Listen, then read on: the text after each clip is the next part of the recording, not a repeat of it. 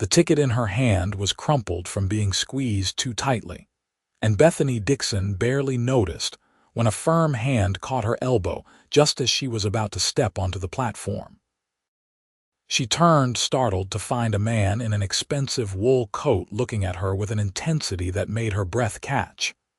"That train goes to Boston," he said, his voice deep and certain. "You need the one to Portland. It leaves from platform 7 in 10 minutes. Bethany blinked at him, then down at her ticket, then at the train that was already beginning to close its doors. Her heart hammered in her chest as she realized he was right. She had been so distracted, so lost in the fog of everything that had happened in the past 48 hours, that she had nearly boarded the wrong train entirely. "Oh my God," she breathed, stepping back from the platform edge as the train pulled away. "Thank you. I would have ended up in the completely wrong city." The man released her elbow, and she noticed everything about him at once.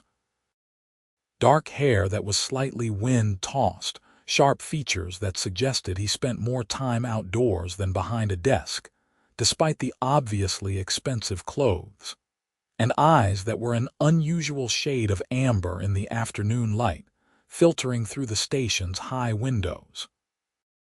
"You looked pretty determined to get on," he said, the corner of his mouth lifting slightly. "I had to be sure." "I was completely in my own head," Bethany admitted, running a hand through her blonde hair. "This whole day has been a disaster."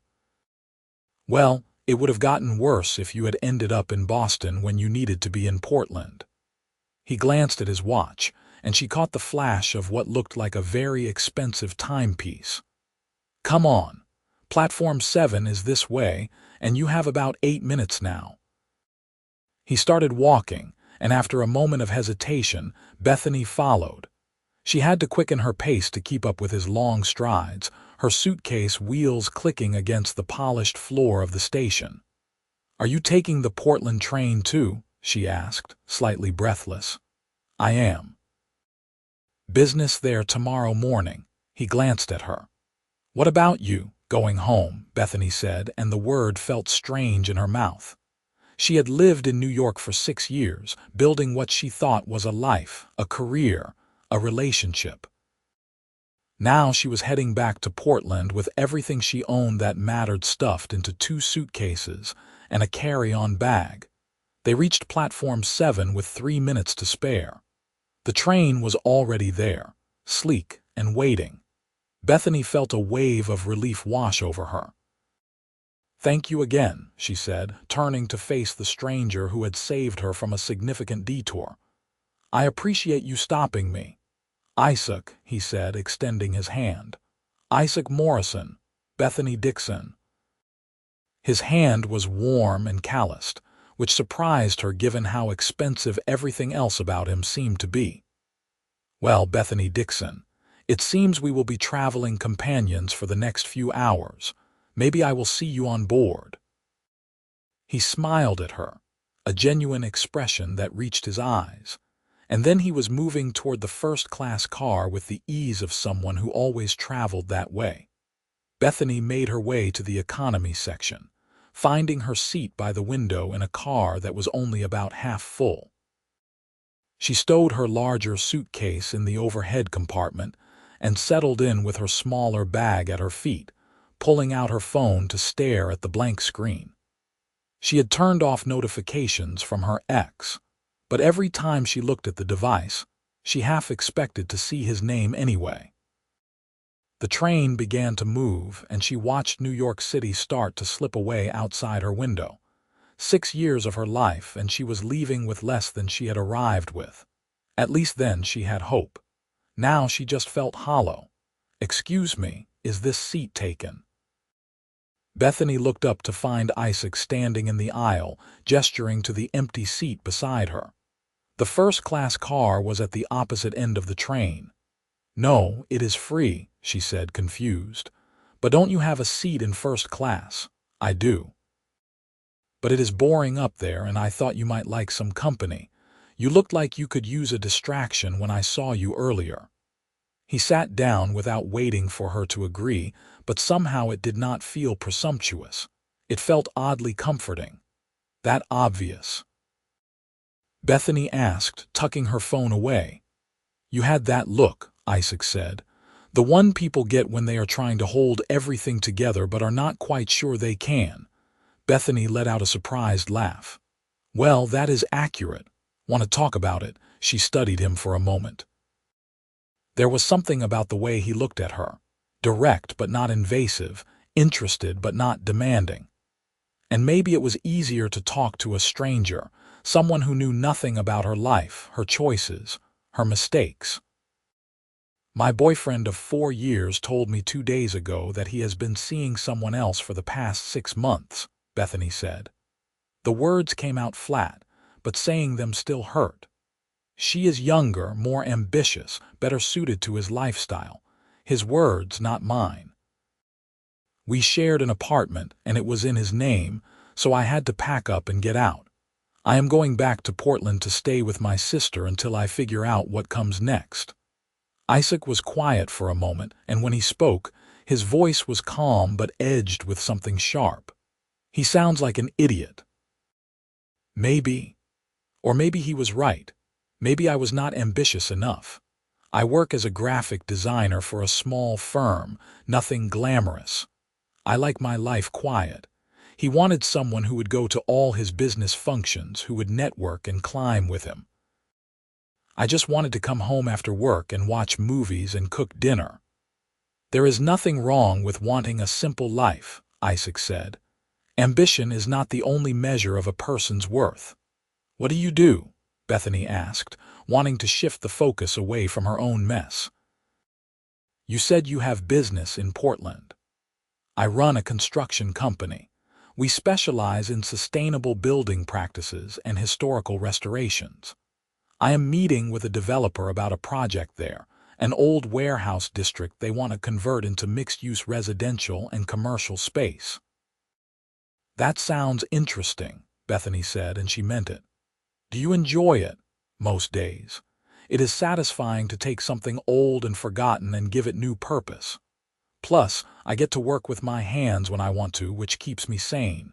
Too many meetings and I start to feel trapped.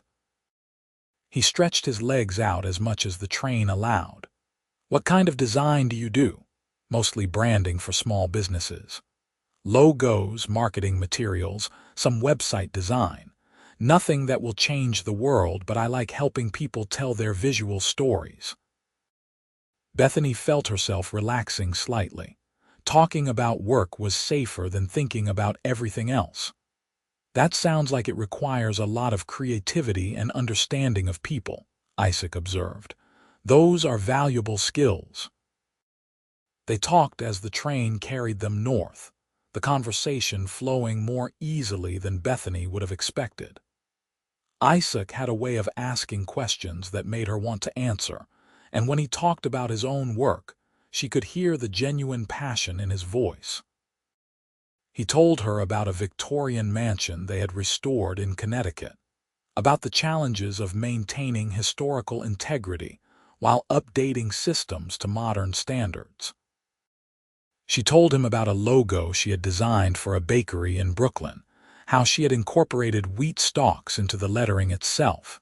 The landscape outside changed from urban sprawl to suburbs, to something more rural. The afternoon light was beginning to take on the golden quality of early evening. Are you hungry? Isaac asked. The cafe car is not gourmet, but it is better than nothing. Bethany realized she had not eaten since a piece of toast that morning. Actually, yes, I have been too stressed to think about food.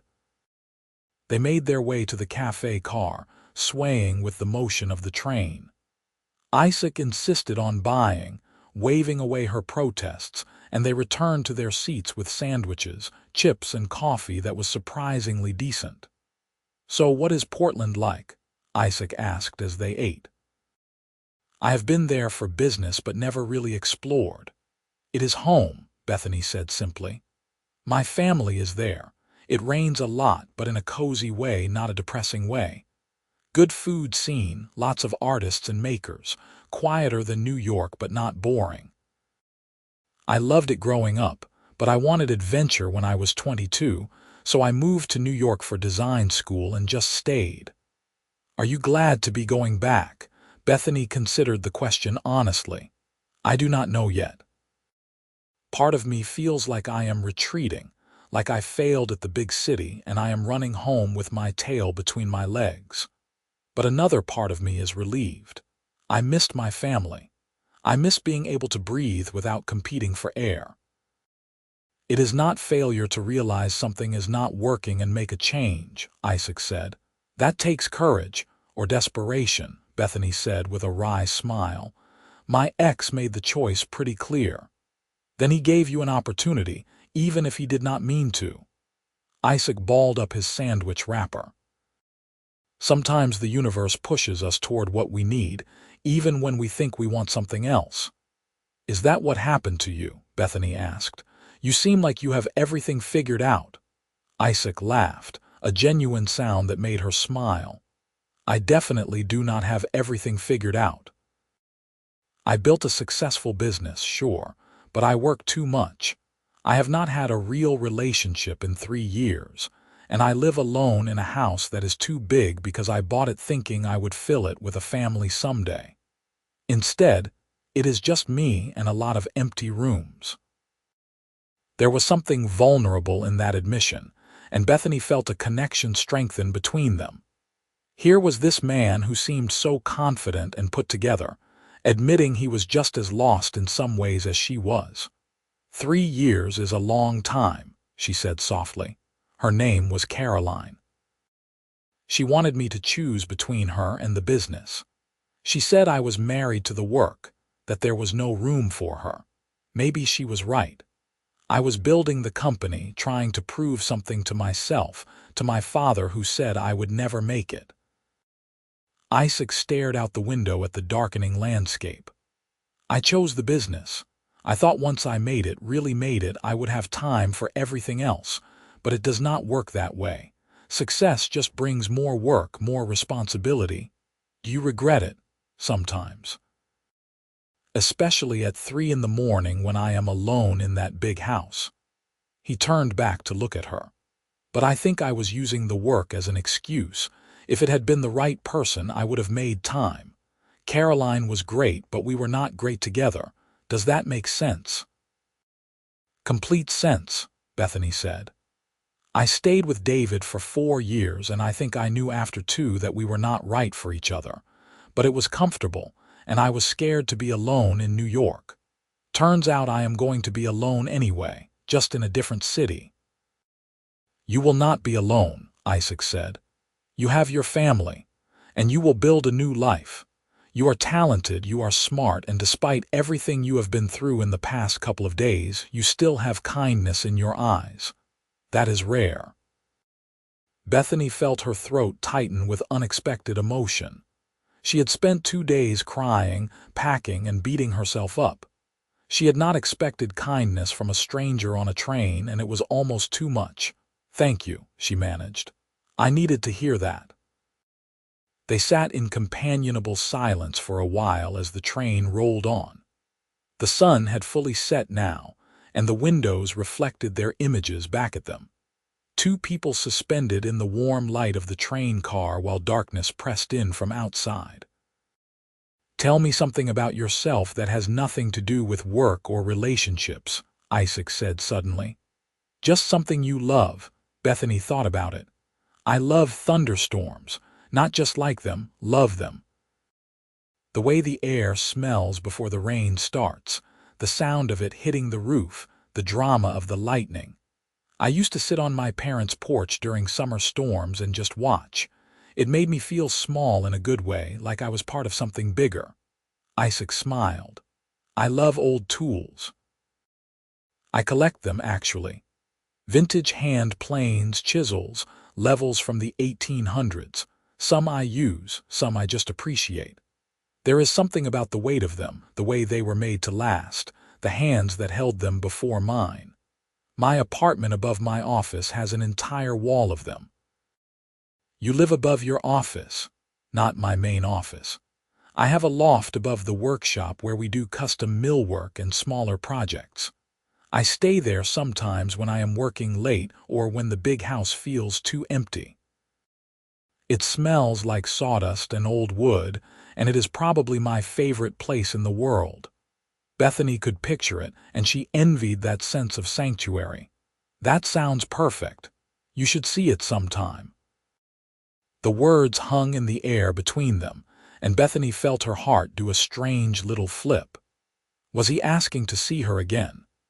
This man she had met hours ago, who had stopped her from boarding the wrong train, who had chosen to sit in economy when he had a first-class seat waiting. "I would like that," she said carefully. "Though I will be in Portland and you are in Connecticut. My company is based in Connecticut, but I travel constantly. And after this meeting in Portland, I am planning to bid on the project, which would mean spending a lot of time there over the next year overseeing the work." He was looking at her intently now. "I know this is fast. I know we just met. But I have not felt this comfortable talking to someone in a very long time, Bethany. I would like to see you again if you are open to it." Bethany's first instinct was to say no to protect herself, to point out that she was a mess, and he lived in another state and this was crazy.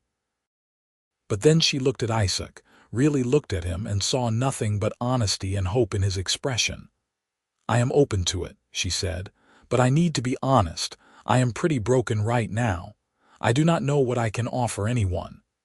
"You do not have to offer anything except yourself. We can take it slow. No pressure, no expectations.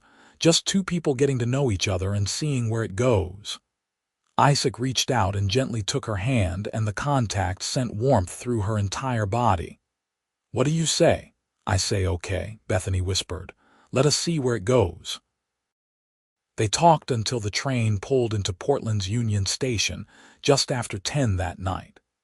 Bethany had learned that Isaac was 32, 2 years older than her, that he had a younger brother who was a teacher in Boston and parents who had retired to Florida, that he had built his company from nothing, starting with just himself and a truck doing renovation work, growing it over 10 years into a firm with 50 employees and projects up and down the East Coast.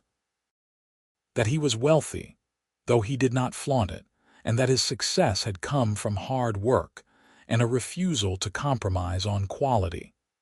Isaac had learned that Bethany was the oldest of 3, with a sister named Claire and a brother named Marcus. That her parents had divorced when she was in high school but remained friendly.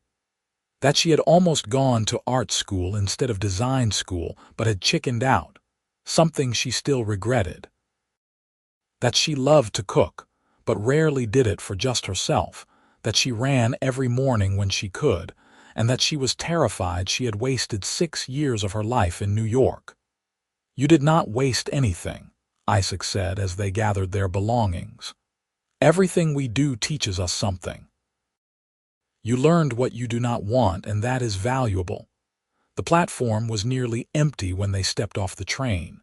Claire was waiting by the entrance, looking tired but concerned.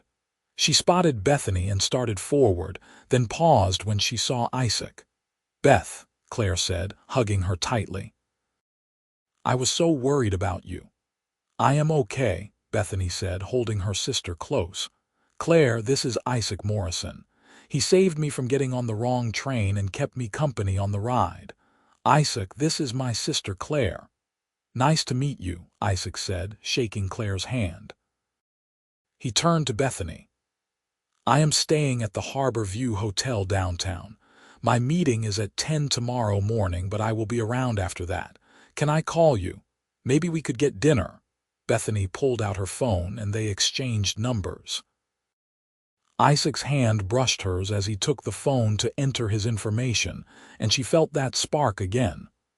"I would like that," she said. "Thank you again, Isaac, for everything." "Thank you for making a long train ride feel short," he replied, and there was something in his eyes that made her pulse quicken. "Talk tomorrow," she agreed. She watched him walk away, pulling his suitcase behind him before turning to find Claire staring at her with wide eyes.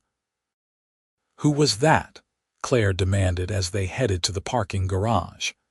"And why do you look like you just woke up from a really good dream when 48 hours ago you were crying on the phone telling me your life was over?" "I do not know," Bethany said honestly. "But I think maybe I just met someone really special." Claire's apartment was a cozy 2-bedroom in the Pearl District, and she had made up the guest room for Bethany. It was late, but neither of them was ready to sleep yet, so they curled up on the couch with tea while Bethany told her everything about David, the breakup, the frantic packing, and then about Isaac. "This is insane," Claire said, but she was smiling. "You meet a gorgeous stranger on a train and he is interested in you and he is coming back to Portland. It is like a movie." "It is too fast," Bethany said. "I should not be thinking about another man when my relationship just ended."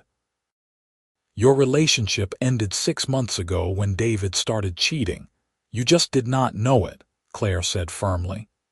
"You do not owe him any mourning period, Beth. And this Isaac guy sounds amazing. When was the last time you felt excited about someone?" Bethany thought about it. She could not remember ever feeling the way she had felt talking to Isaac, like every word mattered, like he was genuinely interested in who she was and not just what she could be for him. "Never," she admitted. "I have never felt like this. Then see where it goes."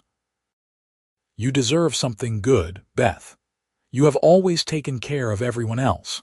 Let someone take care of you for once." Bethany fell asleep that night thinking about Isaac, about the way his eyes crinkled when he smiled, about the strength in his hands and the gentleness in his voice, about how he had stopped her from boarding the wrong train and how maybe, just maybe, he had helped her find the right path. Her phone buzzed at 8 the next morning with a text from an unknown number that she immediately knew was Isaac. "Good morning. Hope you slept well. Still up for dinner tonight? I know a place, or you can choose if you prefer." Bethany smiled at her phone, earning a knowing look from Claire, who was making coffee in the kitchen. "Good morning. I slept surprisingly well. I would love dinner. I trust your judgment on the place. What time?" "How about 7? I can pick you up if you send me the address." They worked out the details, and Bethany spent the day unpacking her things into Claire's guest room, trying to make sense of her life. She called her boss at the design firm in New York and gave notice, even though she had not figured out what she would do for work yet. She could not go back there, not when David worked in the building next door and she would risk running into him. Claire worked from home as a freelance photographer, and between calls and editing sessions, she helped Bethany sort through her belongings, offering advice and support and only occasional teasing about the trained stranger who had swept her off her feet. "What are you going to wear tonight?" Claire asked that afternoon. "I have no idea. Everything I own is wrinkled from being shoved in suitcases." Bethany surveyed the pile of clothes on the guest bed with dismay. "Good thing you have a sister with an iron and excellent fashion sense. Come on, let us find something perfect." They settled on a dark green dress that brought out Bethany's eyes, fitted but not tight, elegant but not trying too hard. Claire loaned her a leather jacket and a delicate gold necklace. By 6:30, Bethany was as ready as she was going to be, her stomach full of butterflies. Isaac arrived exactly at 7, dressed in dark jeans and a button-down shirt under a different coat than the one he had worn on the train. He looked less like a businessman and more like someone ready for an actual date, and the sight of him made Bethany's breath catch. "You look beautiful," he said, and the sincerity in his voice made her blush. "You clean up pretty well yourself," she replied. The restaurant was a small Italian place in the Northwest District, the kind of neighborhood spot that locals loved but tourists rarely found. Isaac had clearly done his research. The The host greeted them warmly, and they were seated at a corner table with candles and fresh flowers. "How did your meeting go?" Bethany asked once they had ordered wine. "Really well. The developer loved our proposal, and I think we are going to get the project. It is exactly the kind of work I love, taking something with history and giving it new life while respecting what it was." Isaac's enthusiasm was evident. "If we get it, I will be spending at least a few days every week in Portland for the next year, maybe longer." "That is amazing. Congratulations."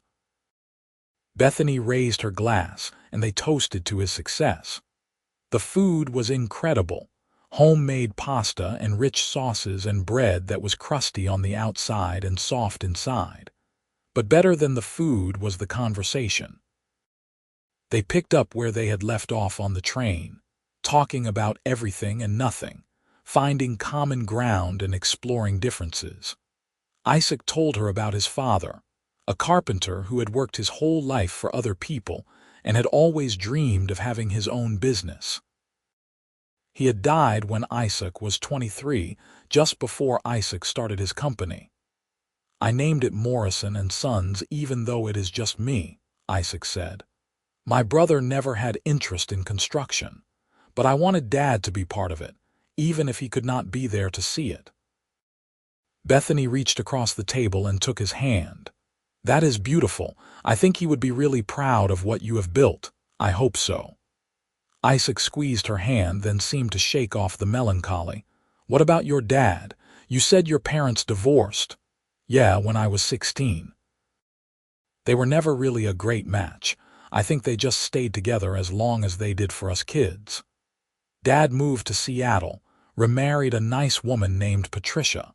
We are not super close, but we talk every few weeks. Mom is still in Portland, teaches at a community college. She is the one who encouraged me to go to design school, who said I had an artist's eye." Bethany smiled at the memory. "I should call her tomorrow, let her know I am back in town." After dinner, Isaac suggested a walk, and they wandered through the neighborhood streets. It was a clear night, cold but not freezing, and the city lights reflected off the wet pavement. Isaac walked close to her, their shoulders occasionally brushing, and every point of contact felt electric. "Can I ask you something?" Isaac said as they paused at a corner. "Of course." "Do you believe in fate?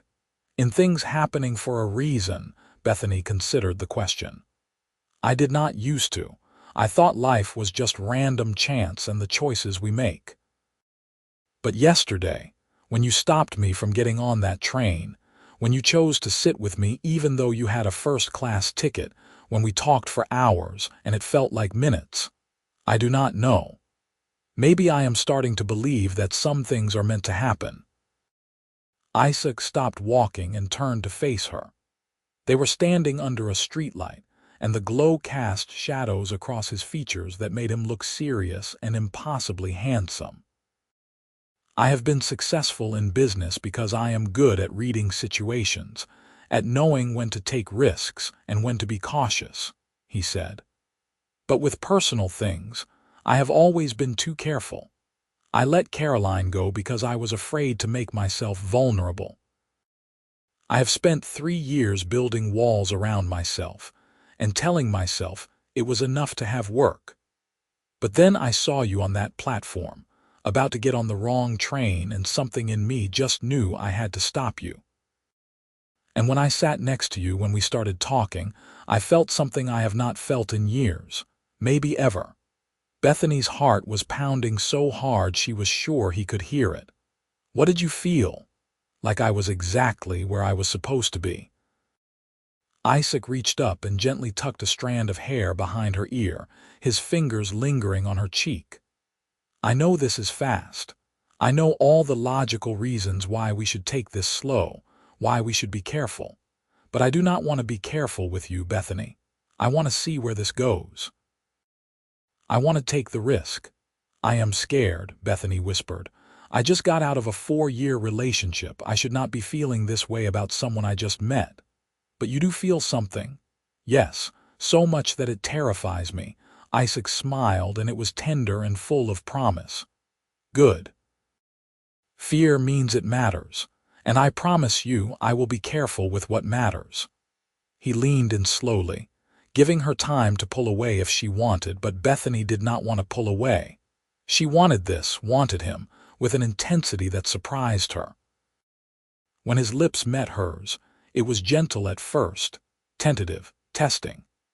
But then her hands were in his hair and his arms were around her waist, pulling her close, and the kiss deepened into something that felt like coming home and jumping off a cliff at the same time. When they finally broke apart, both breathing hard, Isaac rested his forehead against hers.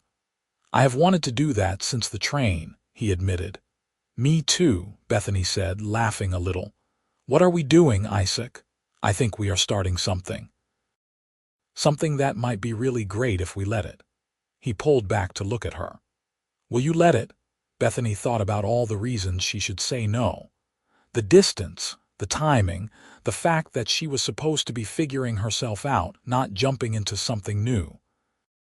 But then she thought about how she felt when she was with him, how he looked at her like she was someone worth knowing, how his kiss had made her feel alive in a way she had not felt in years. "Yes," she said, "I will let it." They walked back to where Isaac had parked his rental car, hands linked, talking about logistics and possibilities. Isaac would be in Portland for 2 more days finishing up with the developer, and he wanted to spend as much time with Bethany as her schedule allowed. After that, he would have to go back to Connecticut to finalize things with his team and get the project moving, but he would be back in a week. "A week is not that long," Isaac said, though he sounded like he was trying to convince himself as much as her. "We can call, text, video chat," Bethany said. "And I need some time anyway to figure out the work situation, to reconnect with my family. A week will be good. It will give us both time to make sure this is real and not just some heightened emotional state from the circumstances." Isaac pulled her close when they reached the car. "What if it is real and a heightened emotional state? Can it be both?" "I hope so," Bethany said, and kissed him again because she could, because he was here and he was real and he made her feel things she had thought she was not capable of feeling. The next 2 days passed in a blur of coffee dates and long lunches and dinners that stretched late into the evening. Isaac had his meetings, but every spare moment he spent with Bethany. He met Claire properly over breakfast at a diner, charmed her immediately, and earned her wholehearted approval. Bethany showed him her favorite spots in Portland, the places she had missed while living in New York. They visited Powell's books and got lost in the stacks. They walked through Forest Park in the rain. They ate food cart meals and talked about their dreams. Isaac talked about expanding his business, about wanting to take on more sustainable projects, about maybe teaching someday and passing on what he had learned. Bethany talked about her desire to do more creative work, maybe fine art alongside the commercial design, about taking risks she had been too afraid to take. "You should do it," Isaac encouraged. "Life is too short to play it safe all the time." On Isaac's last night before flying back to Connecticut, they went to a small jazz club that had live music. The space was intimate, crowded with small tables and dim lighting, and they sat close together, Isaac's arm around Bethany's shoulders, her head resting against him as the music washed over them. "I do not want to leave tomorrow," Isaac said into her ear, his breath warm against her skin. "I do not want you to leave either, but you will be back in a week. 6 days, but who is counting?" He turned her face toward him and kissed her softly. "This week was not nearly enough time with you." "We have time," Bethany said. "This is just the beginning." The week Isaac was gone was harder than Bethany expected. She had known him for such a short time, but his absence left a hole in her days. They texted constantly, sent pictures and voice messages, and had 2 long video calls where they talked until Bethany fell asleep and woke to find Isaac still on the screen, watching her with a soft expression. "Were you watching me sleep?" she asked groggily. "For a minute." "You are beautiful when you sleep, and I miss you." He looked tired himself, and she could see what looked like blueprints spread out behind him. "Sorry, it is late there. I should let you go back to sleep." "I miss you too," Bethany said. 5 more days, 4.5, but who is counting? Bethany spent the week getting her life in order.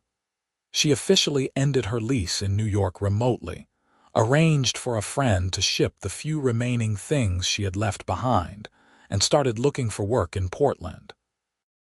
She updated her portfolio website and reached out to contacts she had maintained from her college years. She also met with her mother for lunch, and when she told her about Isaac, her mom listened with a knowing smile. "You look different," her mother said. "Lighter, somehow. Even with everything you have been through with David." "I feel different," Bethany admitted. "I feel like maybe getting my heart broken was the push I needed to realize I was not happy. And then Isaac came along and showed me what it could feel like when it is right. Just be careful, honey. I know you like him, but it has been less than 2 weeks. I know, believe me, I know how crazy it sounds. But Mom, I have never felt this sure about anything." Her mother reached across the table and squeezed her hand. "Then I am happy for you. Just promise me you will take care of yourself too, not just fall into taking care of him." "I promise."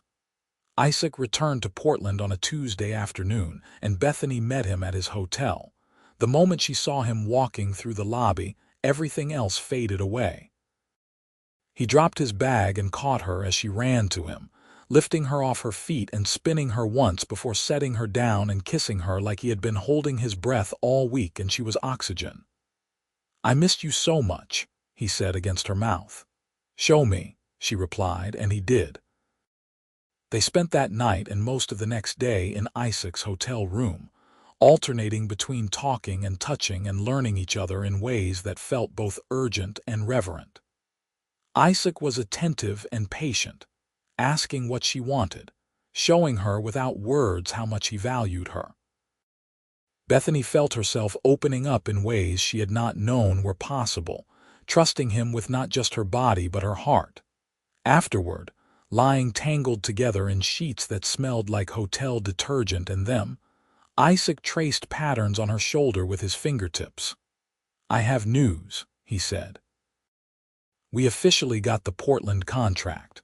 The project starts in a month, but I will be here constantly over the next few weeks setting everything up.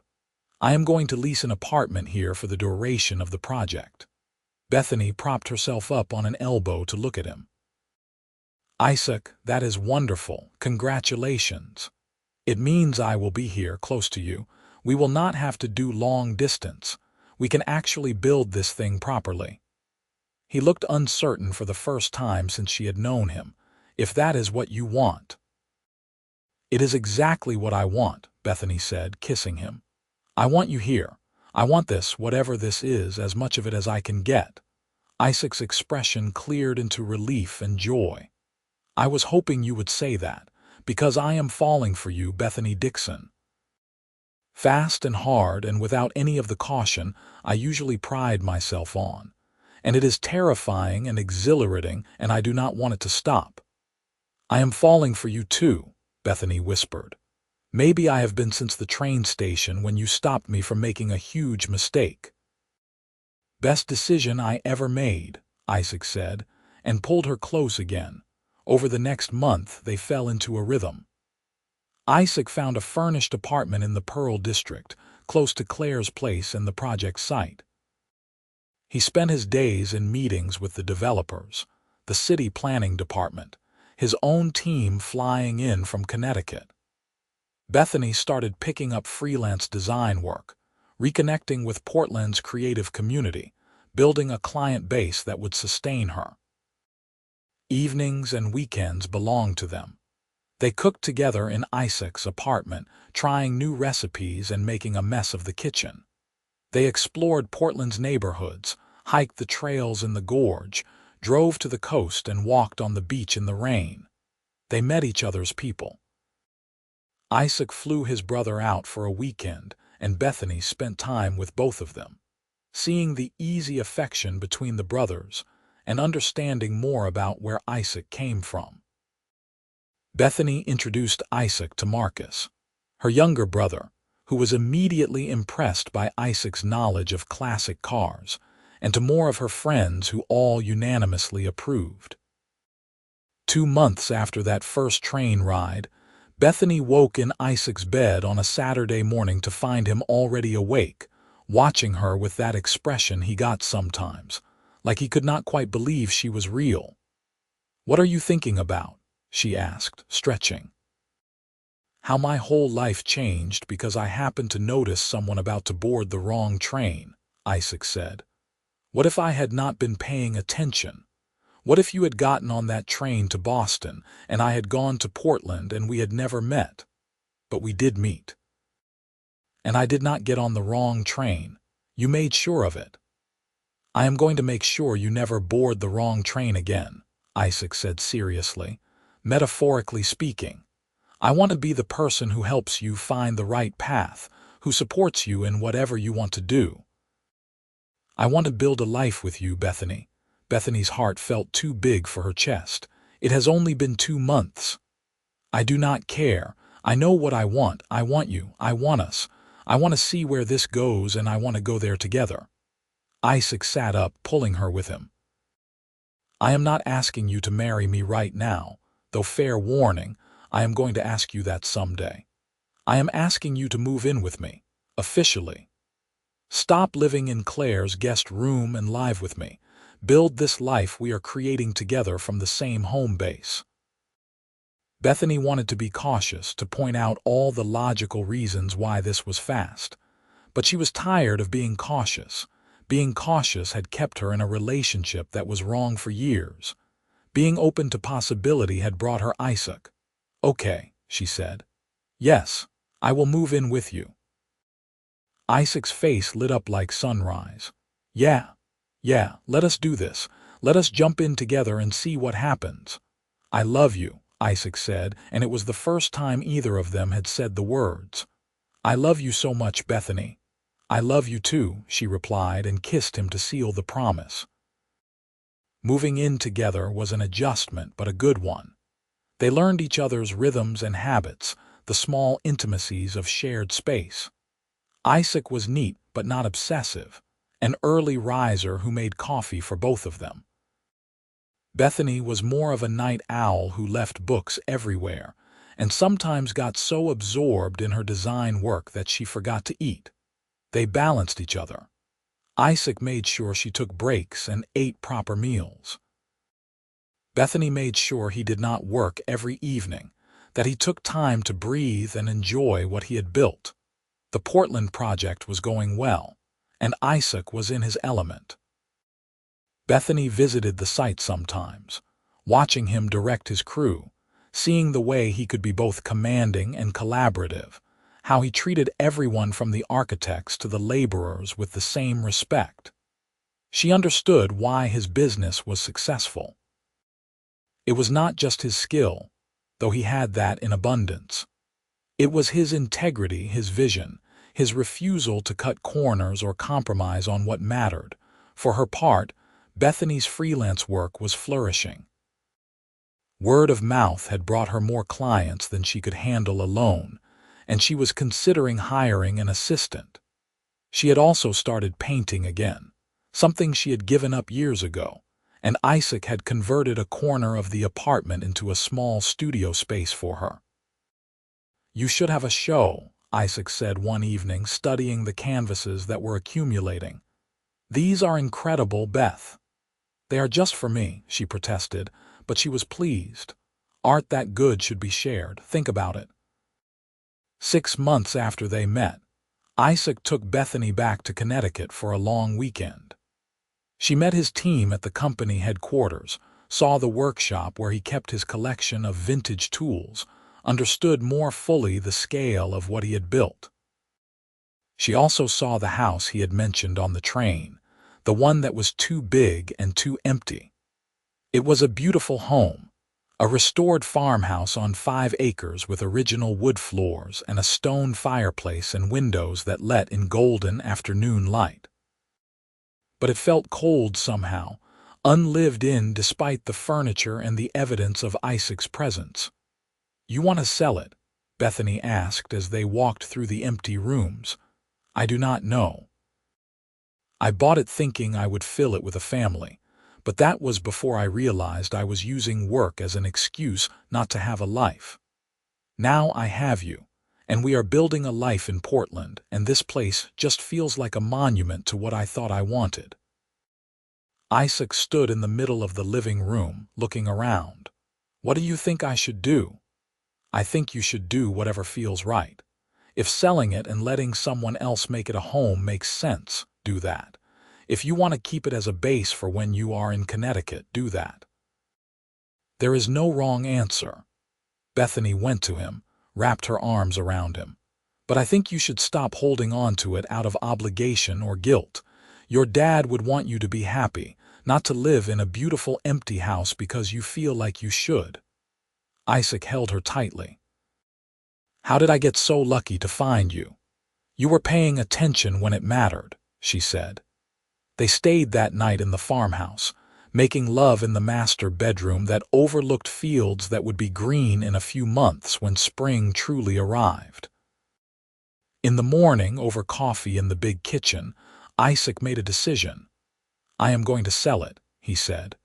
"This house deserves a family who will really live in it, who will fill it with noise and life. That is not me, not anymore. My life is with you now, wherever we are." Back in Portland, life settled into something that felt sustainable and joyful. The seasons changed. Spring brought rain and blossoms. Summer brought long evenings and trips to the coast. Fall brought colors and cool air and a sense of contentment that Bethany had never experienced before. On a Saturday afternoon in October, almost exactly a year after they met, Isaac took Bethany to the site of the Portland project. The warehouse conversion was nearly complete, a beautiful blend of industrial history and modern design. The exposed brick and original timber beams had been preserved, while floor-to-ceiling windows brought in light and the residential units were sleek and contemporary. "It is beautiful," Bethany said, walking through what would soon be a ground-floor cafe space. "You should be so proud of this." "I am, but I brought you here for a reason."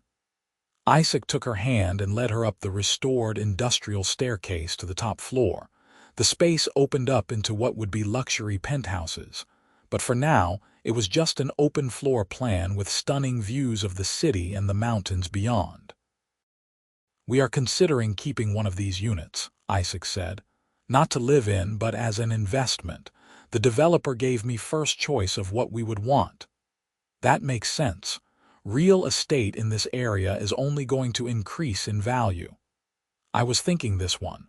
The top floor corner unit. Best views, most space.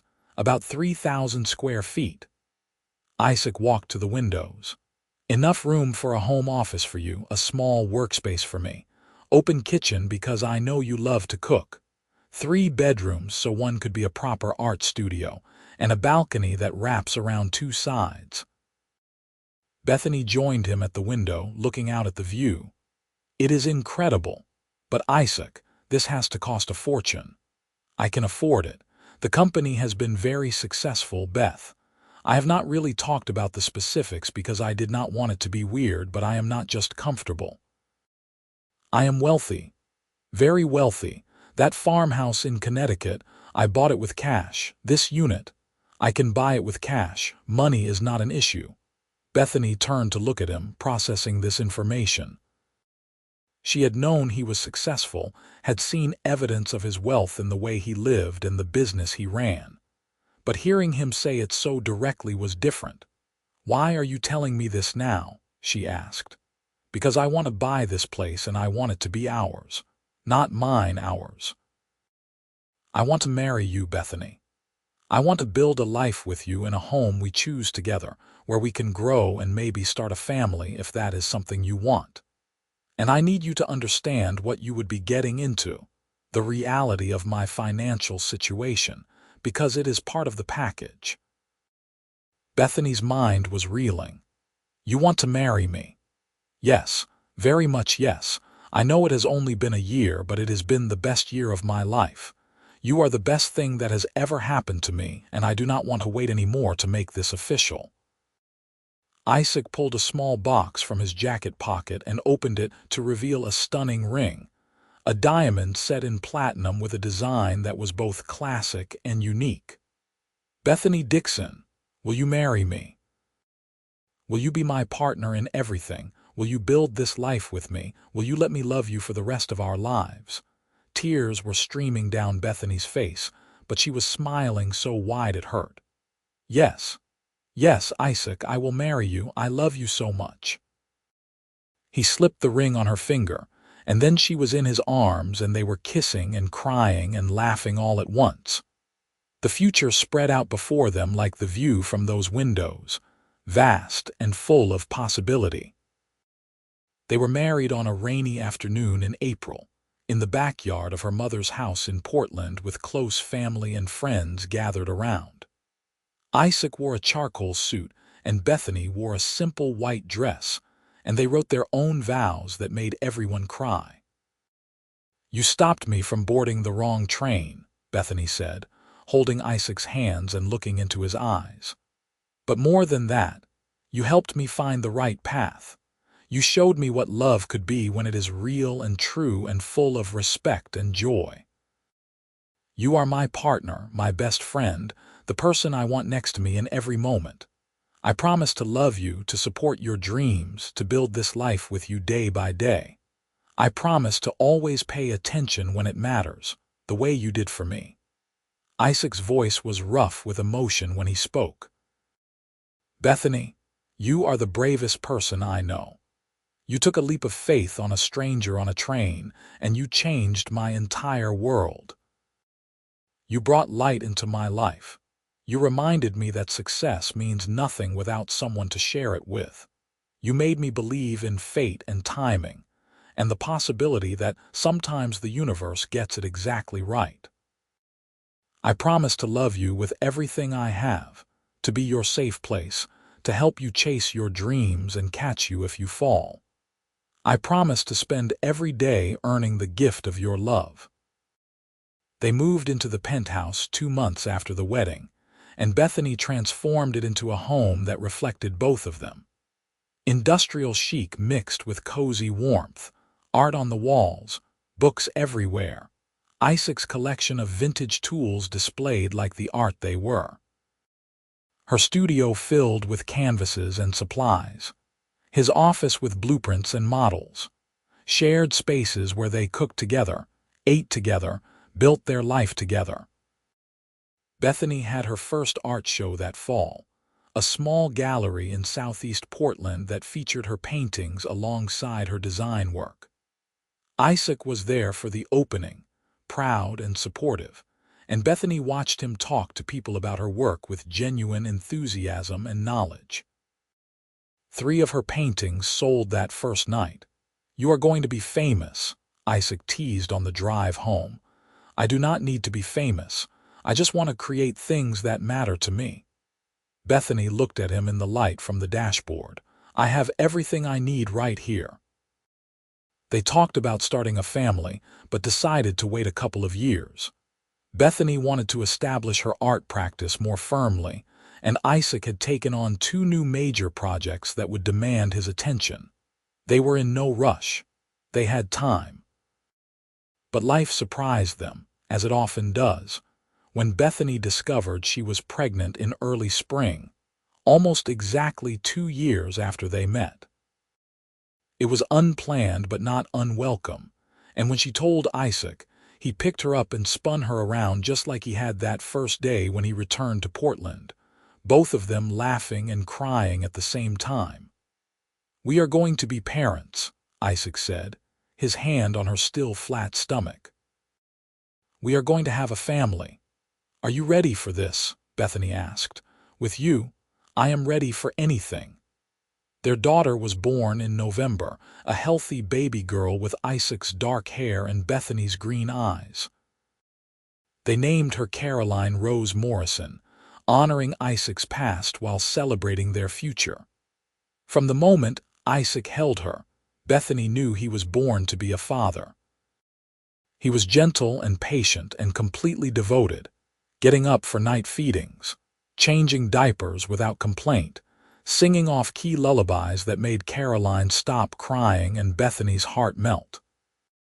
Bethany watched him one night when Caroline was 3 months old, watched Isaac walk around their living room with their daughter against his shoulder, swaying gently and humming. The city lights twinkled beyond the windows, and she thought about that day at the train station, about how close she had come to boarding the wrong train, about how Isaac had stopped her. "What are you thinking about?" Isaac asked softly, noticing she was awake. "How different my life would be if you had not stopped me that day. I would have ended up in Boston, confused and lost. I would have eventually gotten to Portland, but I would not have met you. I would not have this, any of this." She gestured around the room, at their home, at their daughter, at the life they had built. Isaac sat down beside her on the couch, Caroline still sleeping on his shoulder. "I think about that too sometimes. How many sliding door moments there are in life, how one small choice can change everything. I almost did not say anything to you. I thought maybe you knew where you were going, that it was not my business. But something made me step forward, made me reach out. I am so grateful I did." "Me too," Bethany said, leaning her head on his free shoulder. "Best train I never took." Isaac laughed quietly. "Best decision I ever made." As Caroline grew, so did their family. A son, Benjamin Thomas, arrived 2 years later, completing what felt like their perfect unit. The penthouse that had seemed so big when they moved in now felt just right, full of toys and laughter, and the beautiful chaos of family life. Isaac scaled back his travel somewhat, promoting trusted team members to handle some of the jobs that would have taken him away for weeks at a time. He wanted to be present for his children's lives in a way his own father had not been able to be, and he wanted to be there for Bethany as she balanced motherhood with her art and design work. Bethany continued to paint, her work evolving to include themes of family and connection and the beautiful accidents that change our lives. Her second show, 5 years after the first, was at a larger gallery and featured a series called Wrong Train, Right Life, abstract pieces that explored chance and choice and the paths not taken. It was her most successful show yet, with nearly every piece selling and interest from a gallery in Seattle about representation. On their 5th wedding anniversary, Isaac took Bethany back to the train station where they first met. It was early evening, and the station was busy with commuters and travelers, everyone rushing to their destinations. "You remember standing right here?" Isaac asked, positioning her on the platform. "You were about to get on the train to Boston." "I was a mess," Bethany said, smiling at the memory. "Heartbroken and lost and not paying attention. And I was heading to a business meeting, thinking about work, not expecting anything to change. And then I saw you and something just clicked. I knew I had to stop you. I did not know why at the time, I just knew." Isaac took both her hands. "That moment changed my entire life, Beth. You changed my entire life. These 5 years with you have been the happiest I have ever known. Watching you become a mother, watching you pursue your art, building this life together, it is more than I ever dreamed of." "You saved me that day," Bethany said.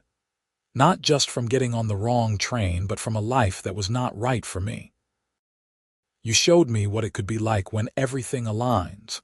I love you, Isaac, more now than ever." They kissed on the platform while trains came and went and people rushed past.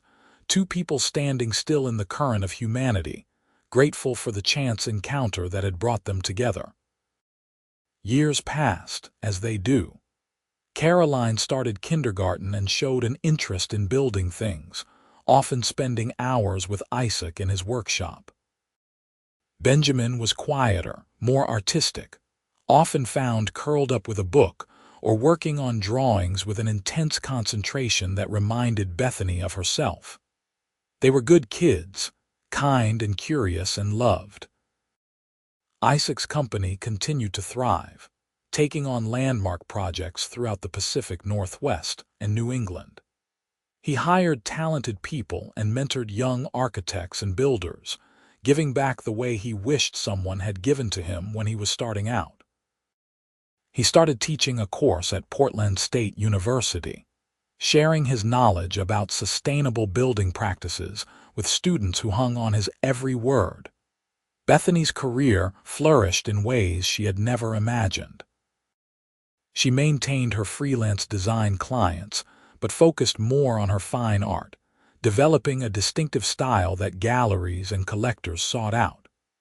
She had shows in Portland, Seattle, San Francisco, even one in New York that felt like a strange full-circle moment. She sometimes thought about David, her ex, and hoped he was happy but felt no regret about how things ended. That relationship ending had been the catalyst for everything good that followed. On the 10th anniversary of the day they met, Isaac planned a surprise. He had arranged for Claire to watch the kids, and he picked Bethany up from her studio in the afternoon, mysterious about where they were going. "Should I be worried?" Bethany asked as they drove. "Never," Isaac said, grinning. "Just trust me." He drove them to Union Station and led her inside, and Bethany felt a rush of nostalgia and affection for this place that had been the setting for the most important moment of her life. "We are taking a train," she asked. "We are. I rented a private car.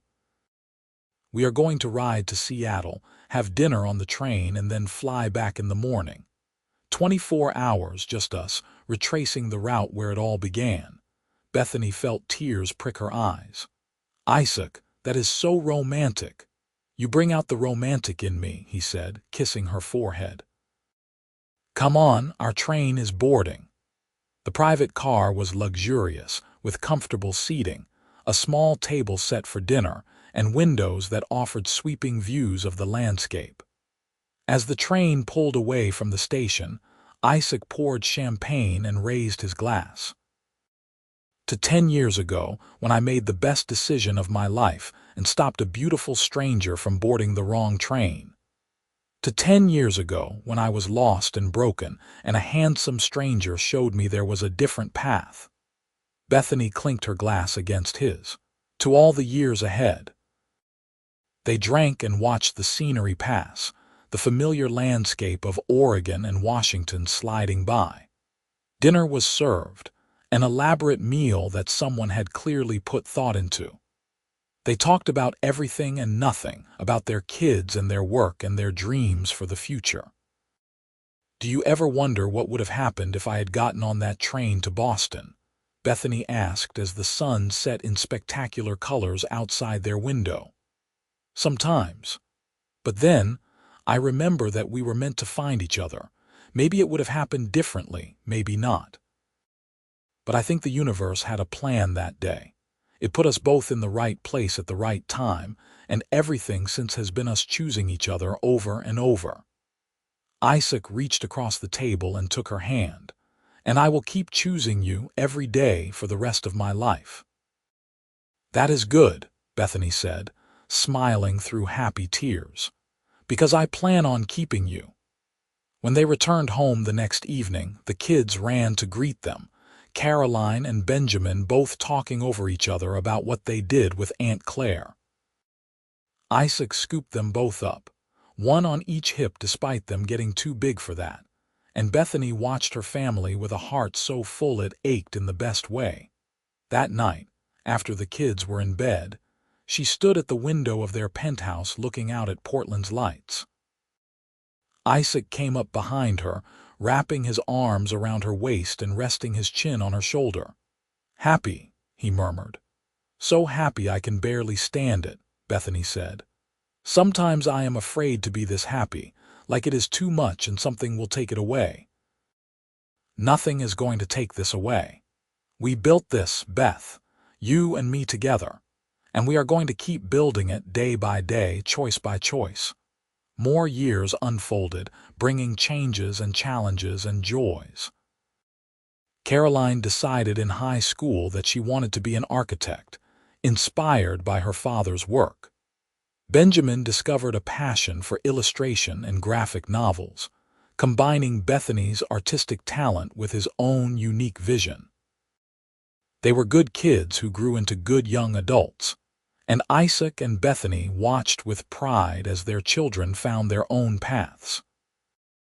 Isaac's parents passed within a year of each other, peaceful endings after long lives, and Isaac grieved but found comfort in knowing they had seen him happy, had met his wife and children, had known he built the life his father always dreamed of. Bethany's mother moved into a smaller place near them as she aged, and they saw her often, the kids adoring their grandmother who told them stories about their mother as a young artist. The company eventually became Morrison and Daughter when Caroline joined after college, bringing fresh ideas and energy that complemented Isaac's experience. Benjamin had his first graphic novel published and dedicated it to his parents, who taught me that the best stories are the ones where you take a chance.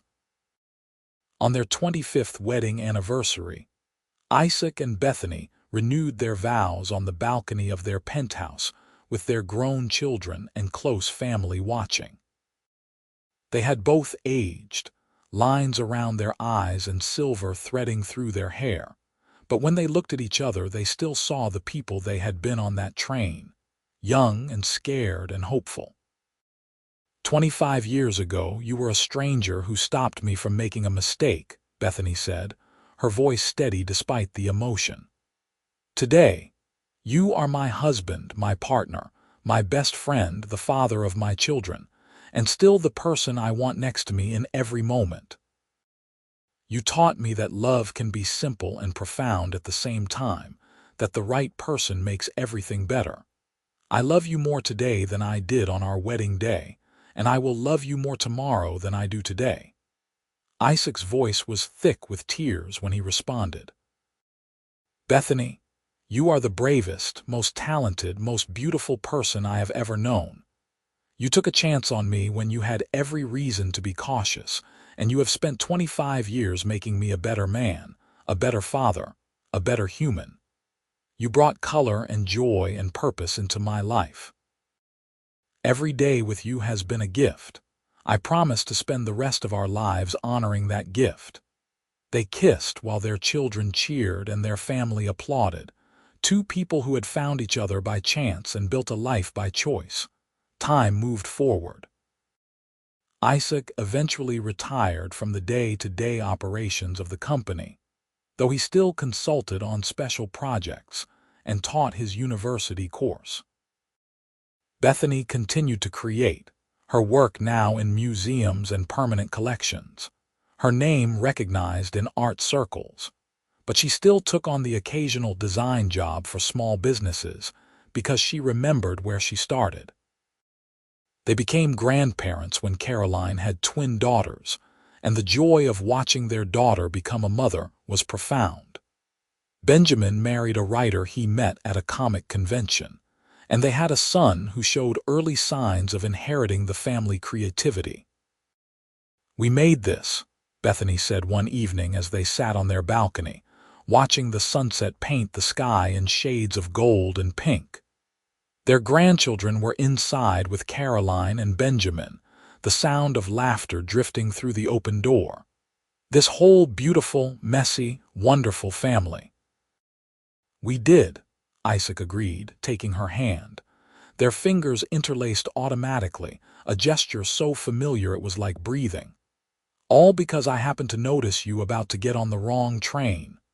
Best wrong train I never took, Bethany said, as she had said countless times over the years.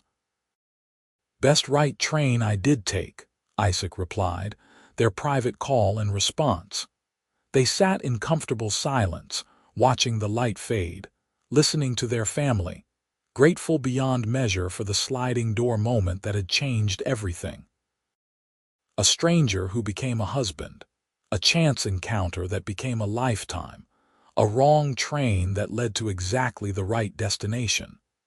26 years after they met, Isaac and Bethany took one more train ride together. Isaac's health had been declining. Nothing dramatic, but the slow wearing down that comes with age.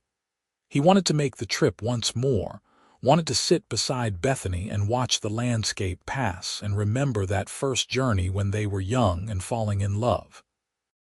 The train rolled north from Portland towards Seattle, and they sat together in first class this time, Isaac's concession to the comfort his body now needed. Bethany held his hand and rested her head on his shoulder, and they did not need to talk much. They had said everything there was to say over 26 years. Now they just needed to be together. "I would do it all again," Isaac said quietly. "Every moment, every choice. I would choose you every single time."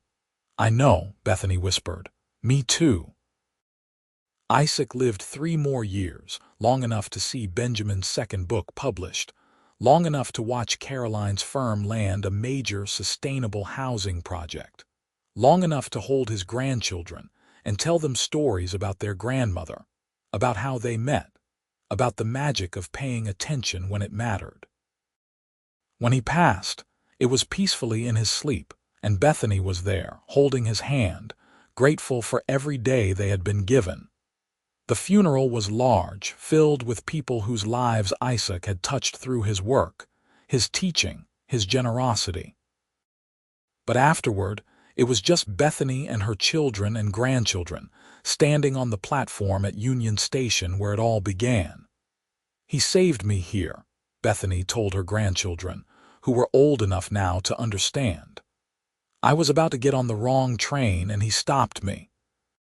He changed my whole life in that moment." "Tell us the story, Grandma," the oldest granddaughter asked, so Bethany did. She told them about being heartbroken and lost, about the stranger with kind eyes and an expensive coat, about the train ride where they talked for hours, about falling in love fast and hard and without reservation. She told them about building a life, about taking chances, about choosing love every single day. "The lesson," she said, looking at each of them, "is to pay attention. Notice the people around you. Be willing to step forward when something feels important. Take chances on connection, even when it seems scary. Your grandfather did that for me, and it gave us this, all of us, this whole beautiful family." Bethany lived another 10 years without Isaac, and though she missed him constantly, she was not lonely. She was surrounded by love, by children and grandchildren, by the legacy they had built together. She painted until her hands were too unsteady. She attended every important moment in her family's lives, and she told the story of how she and Isaac met to anyone who would listen. On what would have been their 39th wedding anniversary, Bethany went back to the train station one last time. She was 90 now, frail but determined. Caroline came with her, supportive and patient as Bethany made her way slowly to platform 7. "This is where he stopped me," Bethany said, touching the railing. "Right here. I was about to step onto the wrong train and he caught my elbow. I turned around and saw him and I knew. Something in me just knew he was important." "It is a beautiful story, Mom," Caroline said. "You and Dad had something special." "We did. But it was not magic, not really. It was choice. He chose to stop me. I chose to listen. We chose to take a chance on each other, and then we chose each other every day after that. That is what made it special. Not fate, not destiny, but deliberate, conscious choice." They stood there for a long moment, Bethany remembering, Caroline honoring the memory of her father and the love her parents shared.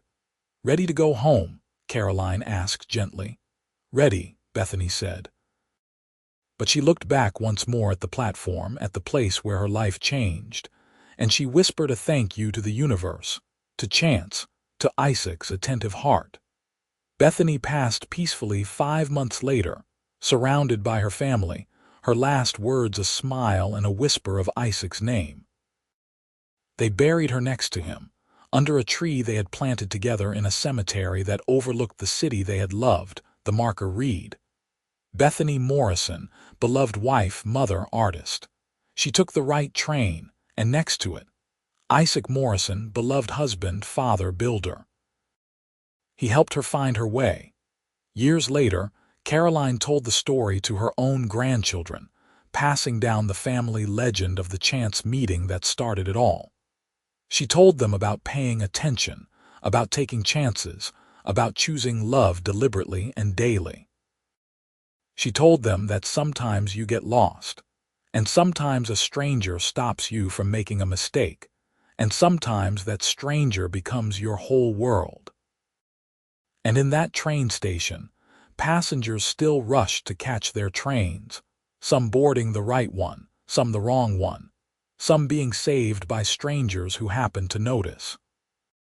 The world kept turning, lives kept intersecting, and somewhere, somehow, the story of Isaac and Bethany lived on, a reminder that the best destinations are sometimes the ones we never planned to reach, found by taking a train we never meant to board, guided by someone who cared enough to stop us from making a mistake. The legacy they left was not just in buildings Isaac constructed or art Bethany created, but in the love they shared, the family they built, and the simple, powerful truth that sometimes the best thing we can do is pay attention to the people around us and be willing to change someone's trajectory with a single act of kindness. Their story ended as all stories do, with endings and beginnings, with loss and legacy, with the understanding that a life well lived is measured not in years, but in moments of connection, in choices made with an open heart, in the courage to reach out and stop someone from boarding the wrong train. And every day, somewhere, someone makes a choice that changes everything. They reach out, they speak up, they notice. And sometimes, if they are very lucky, that choice leads to love, to family, to a life so full and beautiful it seems impossible that it started with such a small moment. But that is how the best stories begin. With a stranger, a platform, a wrong train prevented, and a right one taken together.